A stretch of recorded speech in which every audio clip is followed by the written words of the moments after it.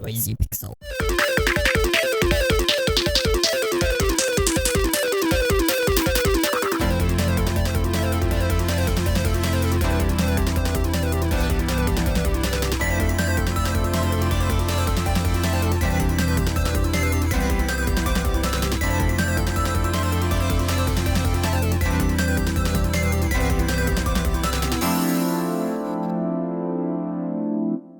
What's up, nerds, and welcome to another episode of the Noisy Pixel podcast for the week of May 15th.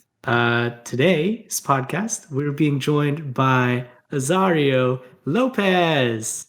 Hello, Brian. And Victor Aparicio. How's it going? And Jacob Kavanagh. Extremely baffling that somehow work has not managed to conflict with the flood. And me, your boy, your host, Brian Lee. Hey, everyone, cheer. Jacob hasn't been on in a while.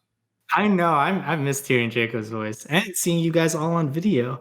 Too bad we're not going to put this on the YouTube. I shouldn't have said that we're on video. Now they know. Now they have expectations. All of our secrets are on the floor.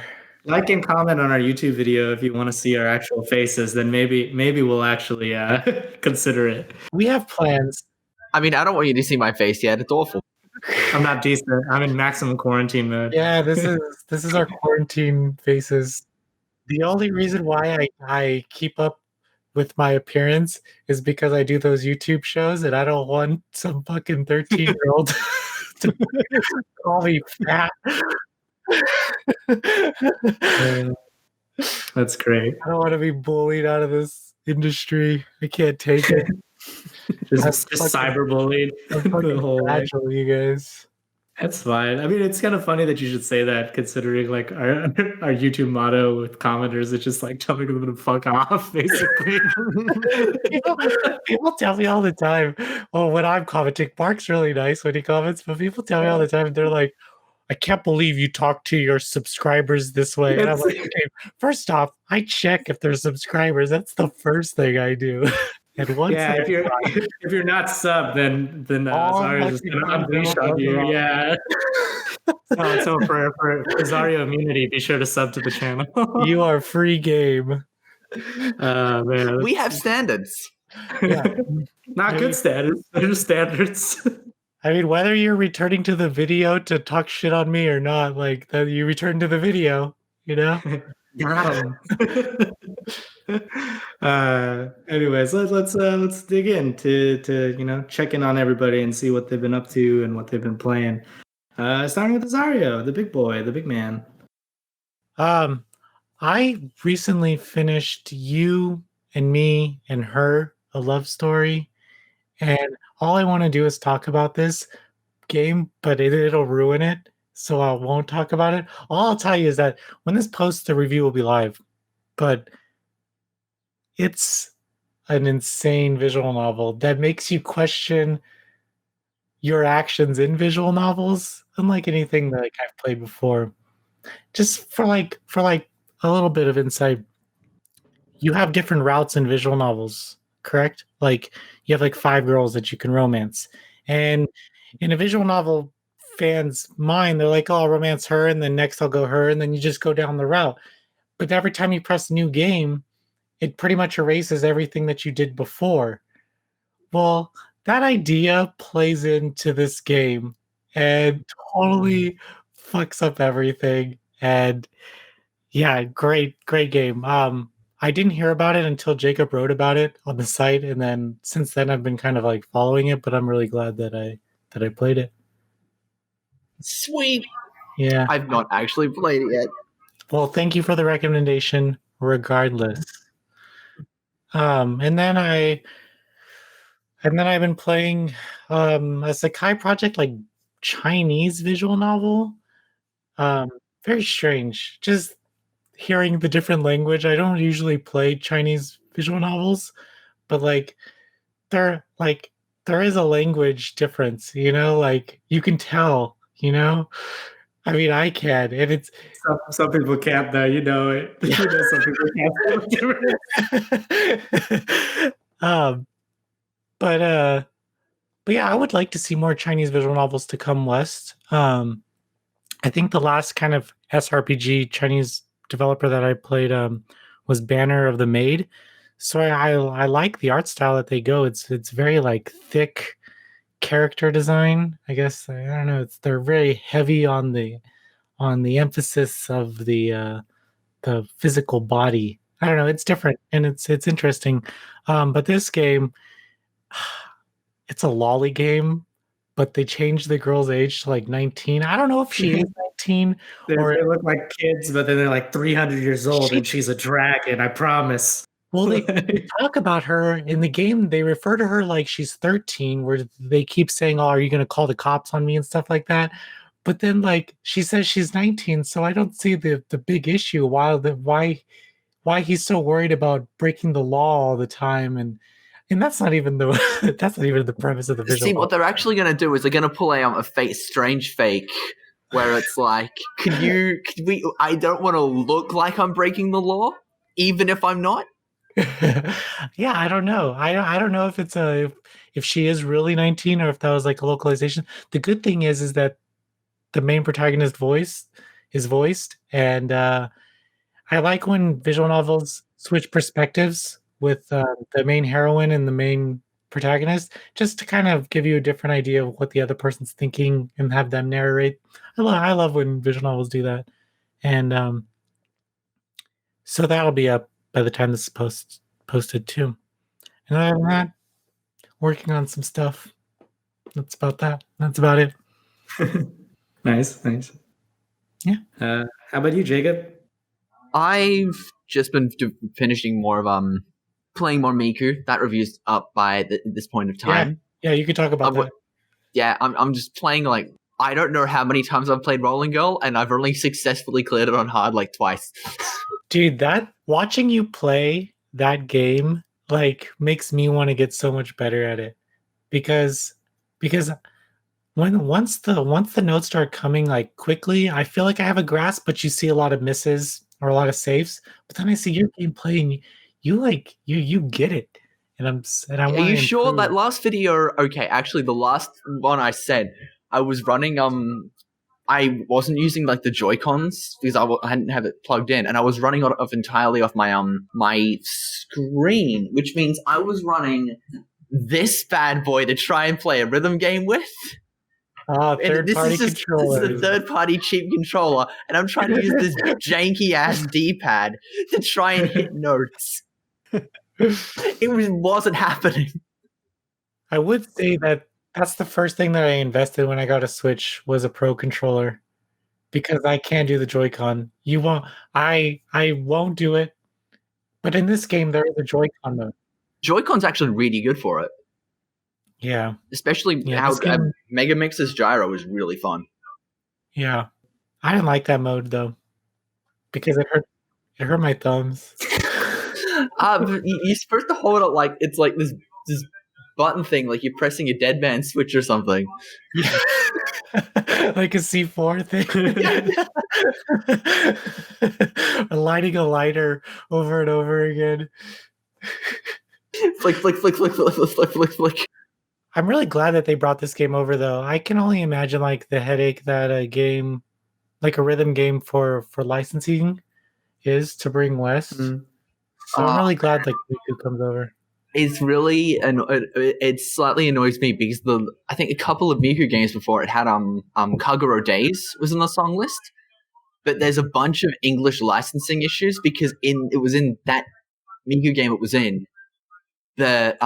All the songs got English translations, except Jin writes very, very ambiguous lyrics, so they couldn't decide on what a proper English translation was, and he doesn't have a strong enough grasp of English to get across his own ambiguous meanings, so they just left that one undone. Also, it's like the only Kagura Project song that has been in a Miku game, and I'm like, oh, that's a shame. Mm. Can one of the Aya games come west again? That's never going to happen. I mean, we got one of them on the Vita ages ago. So what else have you been playing? Oh, wait, I don't know if you could talk about anything. Is there anything that you could talk about? We got a secret agent Jacob working on secret stuff. Dun, dun, dun, dun, dun. There's a lot of passive Caligula playing because that's a great time waster when you can't access a main console.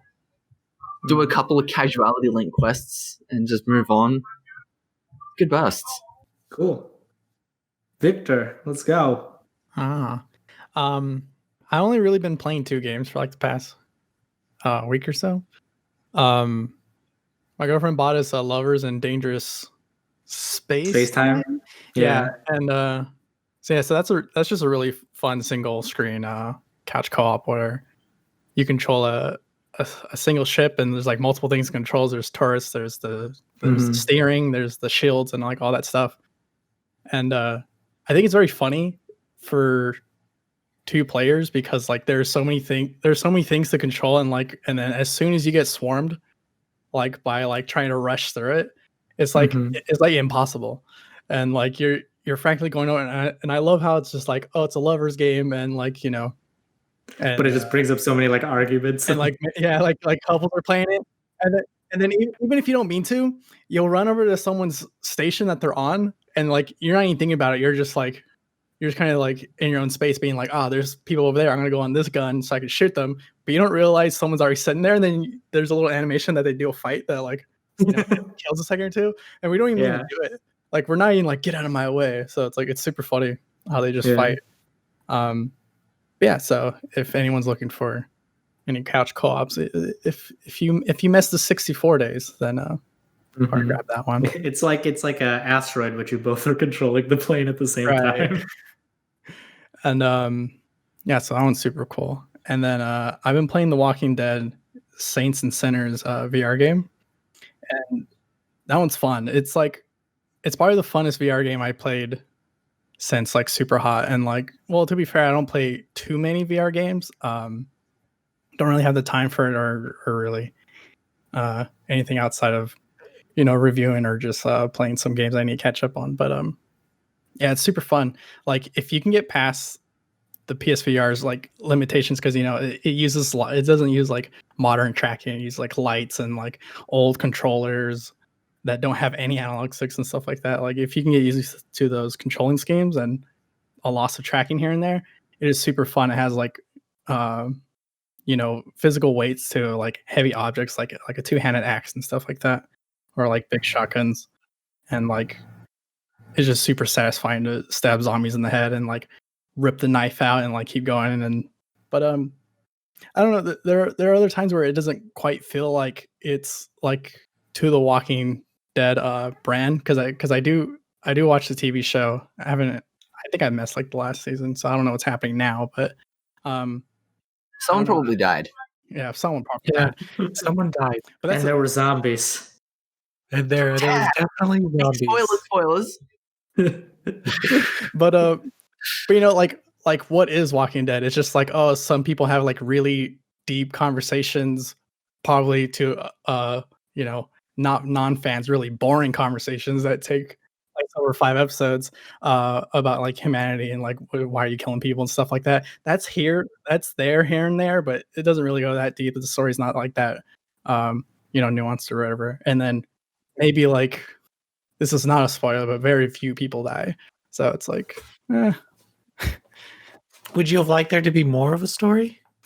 I think like, because they bothered, right? Like it's like if you want to do some extras, it's like a 15-hour game, and that's like really long for a VR game. At least I feel like to be putting that much strain on your eyeballs and like losing vertigo and maybe you get motion sickness. But yeah, like it was like a full-blown game that I was just like, oh, if only they put that much more effort into like meeting more humans and like getting to know characters. But you talk to characters for like 2 minutes at most, and it's just like there's no character based like story, which I think The Walking Dead is known for. But you can hear all about it on my review.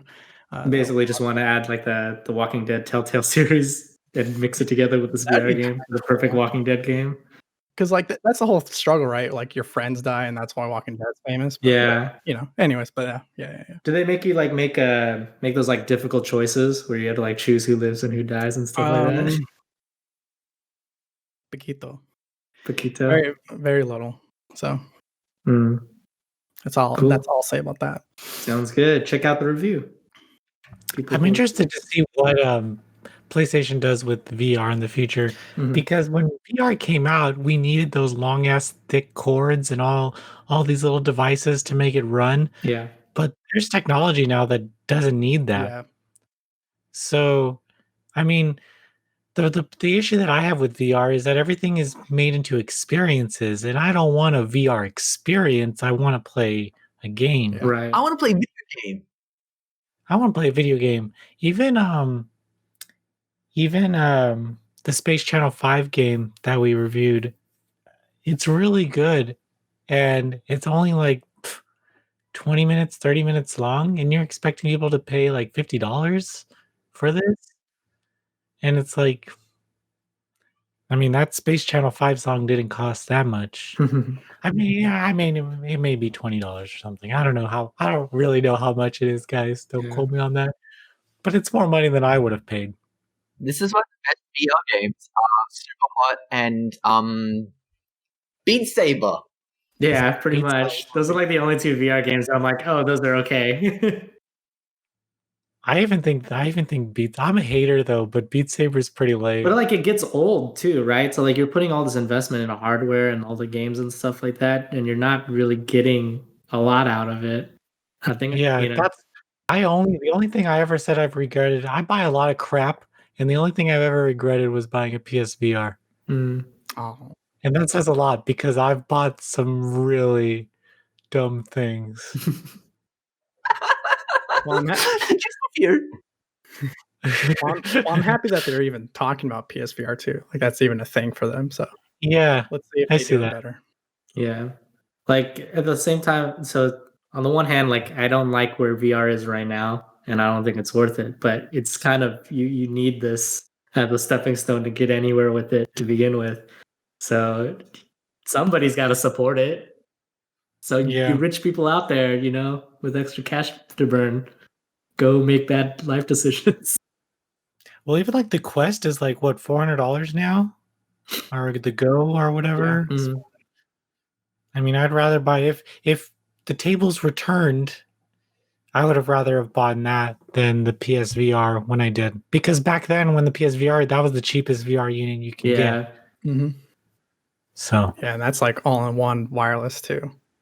yeah, Super exactly. cool. Tracking. Yeah. Brian, what are you up to? So I haven't been playing much. I forget if I've talked about it on the podcast, but I did a preview for Population Zero. And that game was okay, I guess. Like It looks dated, dude. it was janky, but I mean, I took it with a grain of salt. So we played it an early access build of it, and I liked the idea of the game and of like having a mix between an MMORPG and a survival game and stuff like that, where you have to track your hunger, your thirst, the weather conditions, you're getting poisoned and shit like that. But as far as like actually playing the game, it just wasn't that fun to play. Like when you would fight and stuff, it'd be so janky that you don't know if you're killing the thing or if the thing's killing you, and all of a sudden you're like taking a crap ton of damage for no reason.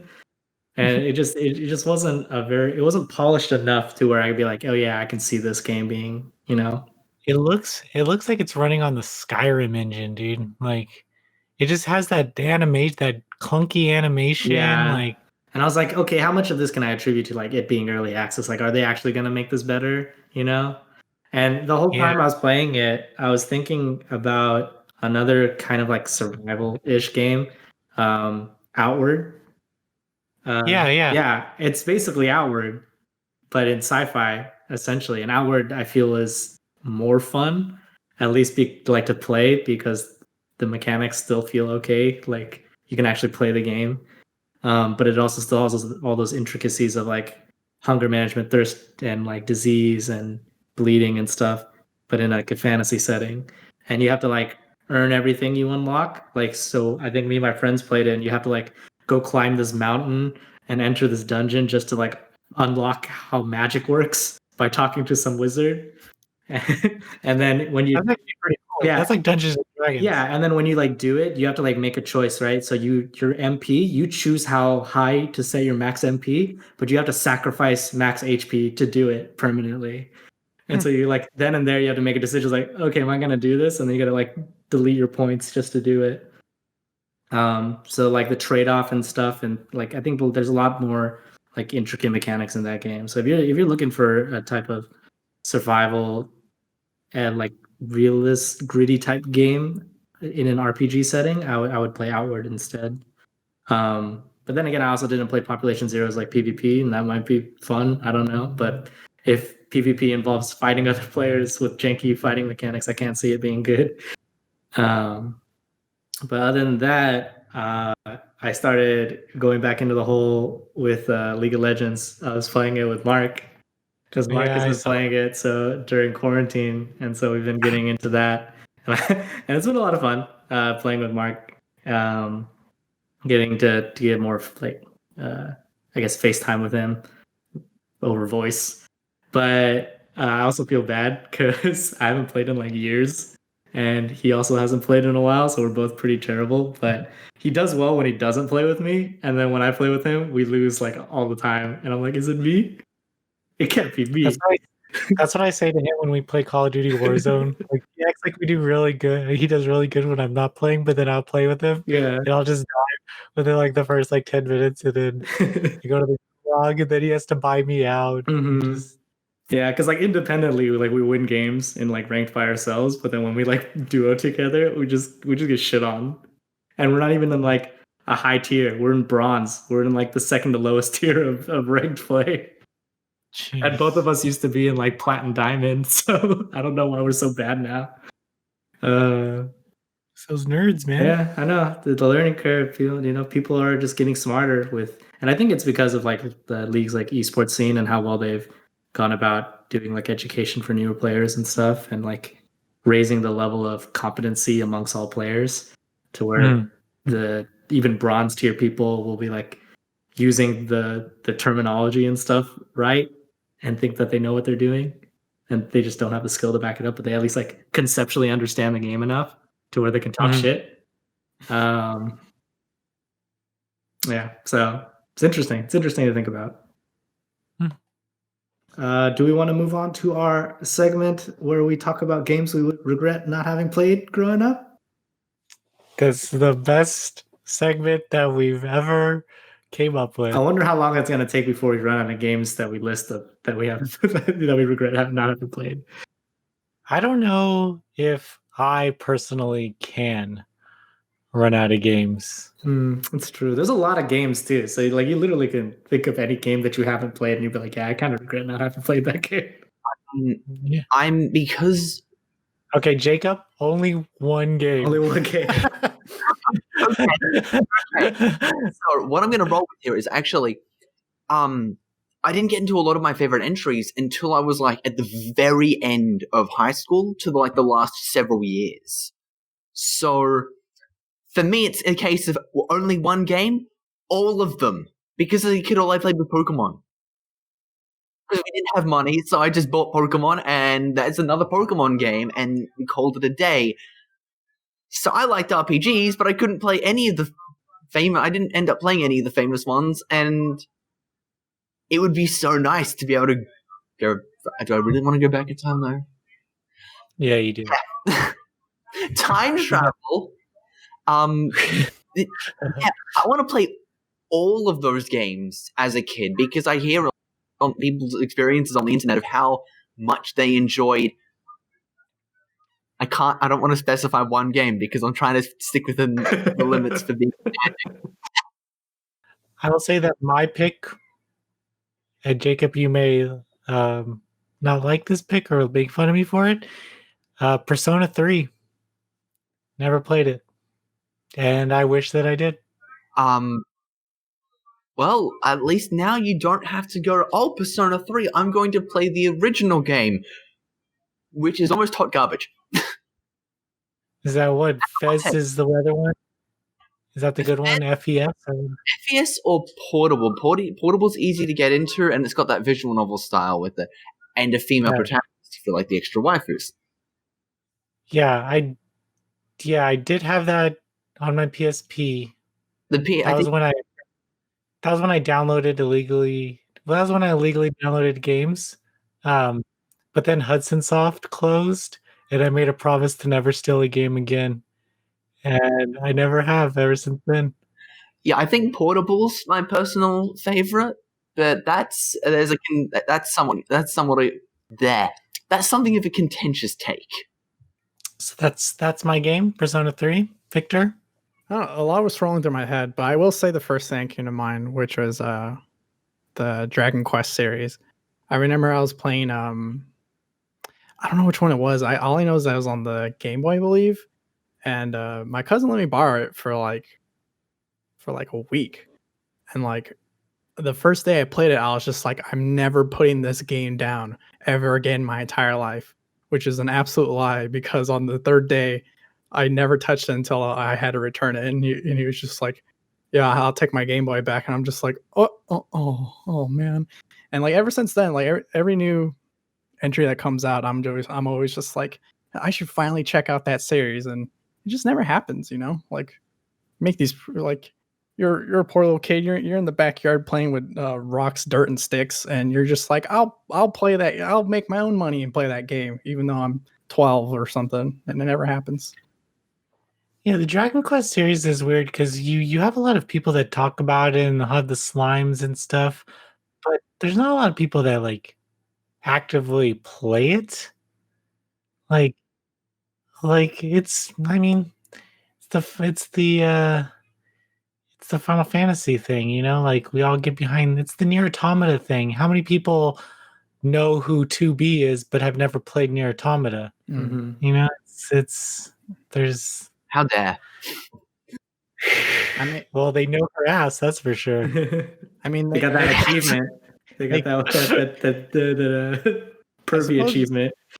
I suppose they care enough to keep putting out that slime controller for like almost every console that comes out, where like the buttons are on the bottom of it. Man, you gotta import that bad boy. Oh, do you? Okay, never mind. Yeah. I don't know. Like the newest ones that came out for the Switch, I'll like this close in my my cart, but I was just like, I don't know. I didn't play the other ones, and when I really play it, like I got I Am Setsuna, and I didn't even play that. I was really excited for I Am Setsuna, so Yeah. I never well, I know we're not supposed to talk about but I mean this I never played Lost Sphere and I haven't and I just never played it. But yeah, that's my game. Dragon Quest. Well, games. Nice. Brian? He took my idea, so now I have to think of one. I was like banking on Dragon Quest because I've literally Really? never played a Dragon Quest game. Something told me to say And then I was like, oh, maybe I'll mention Final Fantasy. And then Azario used Final Fantasy as an example. And I'm like, shit, now what do I got to list? Hey, there's no rules here. You could say Dragon Quest. Yeah. If we're going by series too, like big like iconic games. I want to say like the Tomb Raider series I've never played. And I feel like I kind of should have played it at some point just because it's been such a big part of video game culture and stuff. So like the most I know about Tomb Raider is the Tomb Raider movies, which is not a lot to go off of. You mean the best movies? Yeah, they're pretty good. I like them. I like them a lot. The thing about Tomb Raider is I've played all of them up until like 1, 2, and 3. I've never beat them. I think I played Anniversary 2. Never beat them. I beat the newer ones. The Eidos Square Enix ones. Yeah. But I haven't beat the early ones. I had a demo of the first one on a PlayStation Underground CD. And I just remember getting really good at like jumping around and killing that tiger in the beginning there. And then that's like my best memories. And then I guess running around her mansion. I don't know if that's the second one or the third one, but you can run around her mansion. But I always got lost. They're so cryptic. You just in the polygons and there's like the draw distance is like 3 feet in front. And I guess that adds part of the thing of like you regret not having played it like when you were younger, it's because now you've experienced better graphics and all these other stuff. So now like you can't play those games with the same It's eyes as like a this is the best. Lara Croft's got boobles, you guys. You make her climb up really slow and like have her. I did that all the time. The thing, though, the strange thing is that when I do turn on an old game, when I do muster up the courage to just put an old game in, Mhm. I feel more connected to it than when I do a newer game. Like I'm more inclined to play Final Fantasy VII than Final Fantasy VII Remastered for some reason. So even though Final Fantasy VII Remastered is out, Final Fantasy VII is still in my head better in terms of like the memories and the story and the they're both great games in their own regard. I see them as I didn't play FF7 until like 5 years ago, and the visuals hurt my eyes, and it took me so long to look through it. It You wasn't. definitely have to use your imagination, but there's a few good FMVs with Tifa. I mean, That's how I do. it just came from the fact that the small polygon models on the really cool backgrounds, and I came from this after having played like FF12 a million times. Yeah.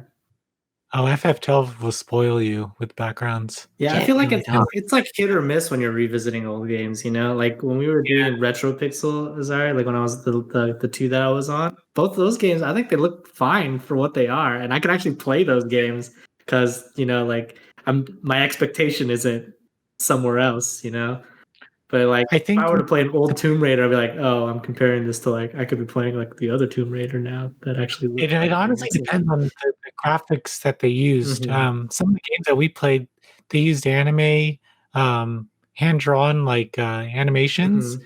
and those age a lot better Yeah. than the polygon games.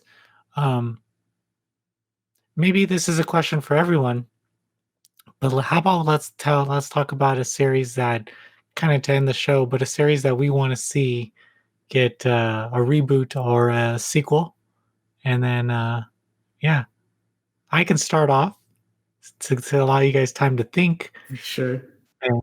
and, start the conversation. But I will say, Soul Reaver. Ooh. That game. I know I'm a weeb, and I know I fucking talk about anime titties all the time. But Soul Reaver is one of the greatest adventure games that I've played. I mean, I like vampires and I like kind of grim, I guess, medieval settings. And I think Soul Reaver nailed it. Even the PlayStation 2 releases, all the Blood Omen stuff. And Squaresoft kind of just threw that on the floor. And Eidos hasn't picked it up yet, so whatever. They had that really shitty MMORPG called like Asgard or something. Mhm. Oh, fuck that. Whatever. I want a new Soul Reaver. I want some sexy vampire boys in my life. I want them. I'll go next. I want them to make a new, or I'll settle for a remake of the Prince of Persia series. Fuck yes. Those games were so fucking good. And Dude, the last one with Nolan North was fucking amazing, yeah, dude. and I'm just like, oh man, like I would kill to play like a polished, good looking version of Sands of Time and shit like that. You know. You end on a cliffhanger like that, and you just say, "Fuck this series. We're gonna make Assassins shit for the next 10 years." You know, like Yeah. what the Yeah, fuck? seriously, like I don't care about Assassin's Creed. Give me more Prince of Persia. Although they made that I mean, Prince of Persia movie and it was shit, then, and then they're Oh, like, yeah. and they were like, we're burying this IP. We're done. Dude, that like even a remaster of that game with like the cell shaded would look so good. Mhm. Anyways, that's my pick. Yeah, the fact that they just left that series to die. And it's so iconic, you know, it's from like the 90s, you Mhm. know, Mhm. like you just let it go like that? I mean, these games mean stuff to people. Yeah. Whatever. Yeah, I agree. Prince of Persia, good series. I think I'm gonna go with Okami because one of the biggest things I was waiting for when the Switch was announced was if they were gonna bring over like a double pack since Okami Den was on the 3DS. I was like they should remap the controls on that, make it look a little better, and put a double combo pack on there. But which I thought would have printed money, but you know, it is what it is. But yeah, if I can see that like completely done, because what was it when it was like ported to like what the PS3 or what was it? They're just like oh the visuals are so optimized that it was like near 4K resolutions or something like that, and then they're just like so we just had to scale it down. It just shows how like somewhat timeless that visual style is. Mm-hmm. And I think it looks great on the Switch. I've been playing on the Switch here and there. But if you give me like 2 or Comet in 2 or just a complete remake, that would be great. Mm-hmm. I think the big problem with that is that nobody, at least AAA or AA publishers and developers, they don't care about like mascotty like adventure games anymore. Yeah. Like Sony did Knack and Knack 2, and then like people joke about that shit, but it's not really for you, like we had the opportunity to grow up with games like Crash Bandicoot and Sly Cooper and all these guys. The kids nowadays, they don't, they're forced free to play Call of Duty Warzone and stuff like that. Like, they don't, and that's where the money is. So no one's going to put money into mascot or adventure games, and that's why we kind of have to lean on like indie developers. That's why instead of getting like new Crash or Spyro games, we just got remakes of the original games because we're pandering to that audience. Yeah. We're not gonna put budget into recreating these games. We're just gonna deliver them back to you guys. Yeah, I'm surprised they don't like the developers won't just be like, this is the first of the series that we put out. But now that we've like learned so much about like different game mechanics and like all this stuff, like we can make this game the perfect version of the game. Now we're just gonna relaunch the same game. It's the same game, as good as it is. Yeah, I don't know. The thing about Okami is like Capcom doesn't need Okami, Why you gonna make me cry? It's like, yeah, I mean, if we don't even see like a new Beautiful Joe, oh my god, I want a new Beautiful Joe so bad. Like, what do these people do? I mean, we have the Wonderful 101 remastered coming out, and there's a lot of different opinions on that release from what I'm seeing in the reviews. But I mean, GameSpot gave it a 4, but IGN gave it a 9. I mean, I've just seen a lot of positive reviews, and then there was the one review that gave it a 4, and they couldn't even beat it. That was honestly. Yeah, that's kind of weird. That's really strange. The one review that gave it a very low score is also the one reviewer who managed to not beat the game. Salty. Salty. Dots. There's a couple of dots you can connect there. What about you, Jacob? What's the game you want to see?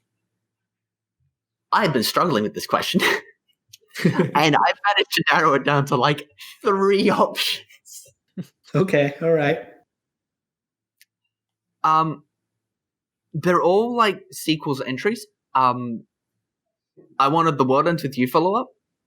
Oh yes. Devil Survivor 3, or another Final Fantasy Tactics game. Yeah, Final Fantasy Tactics would be good.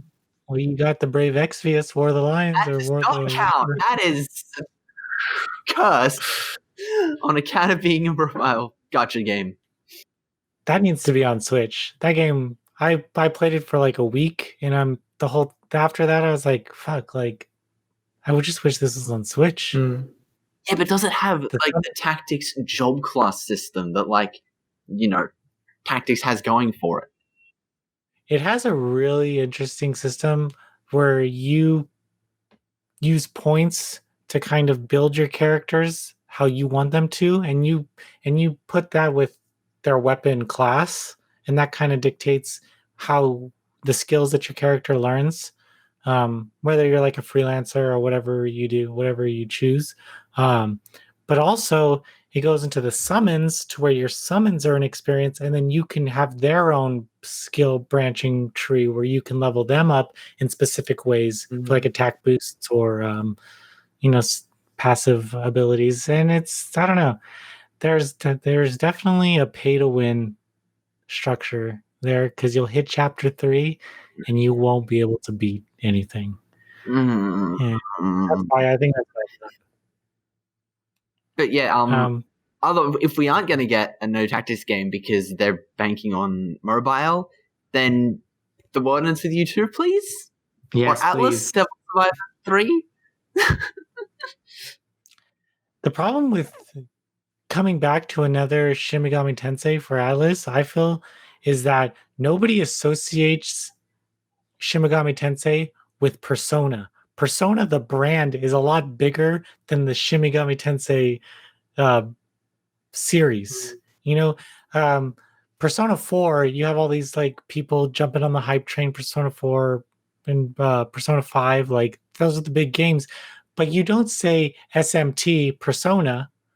You just say Persona. So what they need to do is they need to call it Devil Survivor Persona, and then it's just identical to like the previous games because it's got that meld of ideas anyway. Hey, I bet if you put the Persona kind of tagline in there, I think the Persona name is bigger than SMT, the brand. It sucks. It really sucks, but that's. I mean, whether or not the brand name's bigger, I don't care if you've got to change the brand name. I just want another good Devil's SRPG. Yeah. Yeah.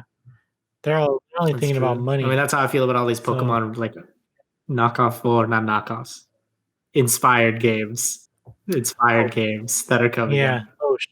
Sword and Shield isn't doing that well. Right, exactly. Well, be like, change the name up. Just give me the same good mechanics of the game. I don't care what you name it. Just give me the stuff. Supermons, I don't care. Like. Yeah, I hope to see more SMT games, but I mean, we don't get the good ones like Strange Journey. Oh, we got the Strange Journey remake at least. Yeah, we did. We get the Redux or whatever. The new story content, and that was like, on one hand, the new waifu was just, we put Lucina and made her the daughter Lucifer, and that's her entire character. However, they did actually expand on the whole neutral law chaos endings of the original game, and that was really cool. And that's where I check out because it got too nerdy. All right, we'll wrap it up then. All right. As always, thank you guys for listening to the podcast. If you like what you hear, be sure to like and subscribe to the YouTube version, or subscribe and stuff on the Spotify, iTunes, and Google Play ones.